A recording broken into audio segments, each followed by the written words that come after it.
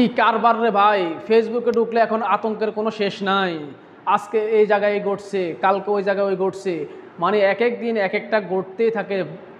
সারা বিশ্বের যত কিছু না ঘটে বাংলাদেশে এর চেয়েও বেশি ঘটে।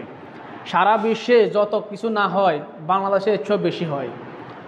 কোনোটা দিন আমি ফেসবুকে মানে ভালো একটা কিছু পাই না, মানে প্রত্যেক দিন একটা না একটা ঘটনা ঘটে। মানে আজকে অমুক জায়গাত ঘটছে, কাল অমুক জায়গাত, মানে শান্তি নাই। ফেসবুকে ঢুকলে মানে একটা না একটা থাকে। কেন রে ভাই, বাংলাদেশটাকে আমরা শান্তিতে রাখতে পারি না? বাংলাদেশের যারা এই সমস্ত ঘটনা ঘটা ওরাও তো আপনার মতো আমার মতো মানুষ, কিন্তু তাদের তো হুঁশ নাই। কেন হুঁশ নেই রে ভাই?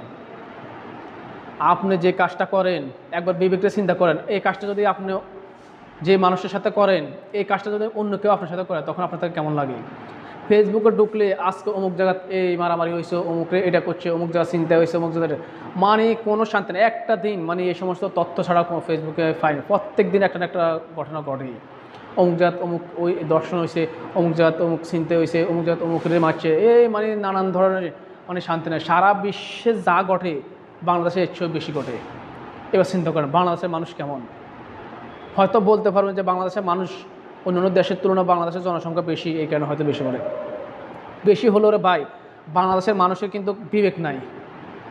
বিবেক নাই মানুষের।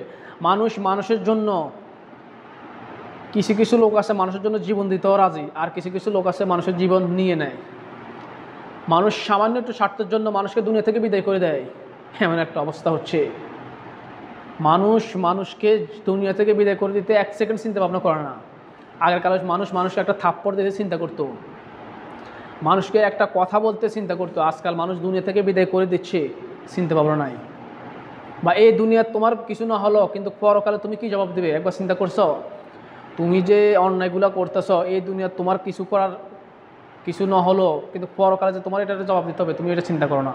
হ্যাঁ রে মানুষ, তোমার মানুষ আছে কিন্তু মানুষত্ববোধ নাই। যদি থাকতো তাহলে তুমি এই সমস্ত কাজ করতো না। আজকাল মানুষের জন্য জীবন দেওয়ার দরকার, কিন্তু মানুষ ওই জায়গায় মানুষের জীবন নিয়ে নেয়। কি আশ্চর্য! এমন পর্যায়ে হয়েছে মানুষ দুর্ঘটনার সময় অনেকে আছে ভিডিও করে, কেউ আছে মানিব্যাগের টাকা আসে নি, মানিব্যাগ নিয়ে চলে যায়, কেউ আছে মোবাইল আসে নি, মোবাইল নিয়ে চলে যায়। কিন্তু একটা লোক আমি দেখতে পাচ্ছি না আজকাল যে মানুষ দুর্ঘটনার শিকার হচ্ছে ওকে নিয়ে সহযোগিতা করছে। হ্যাঁ রে মানুষ সবাই নিজের স্বার্থটার কথা চিন্তা করে আজকাল। মানুষ আছে কিন্তু মনুষ্যত্ববোধ নাই আজকাল মানুষের। এমন পর্যায়ে হয়ে গেছে আমরা মানুষের বিপদ দেখে মজা নেই। কেউ ভিডিও করে, কেউ হাসে, কেউ কান্না করে। আফসোস আমাদের প্রতি, আমরা সত্যিকারে মানুষ হতে পারলাম না। ধন্যবাদ সবাইকে ভাই।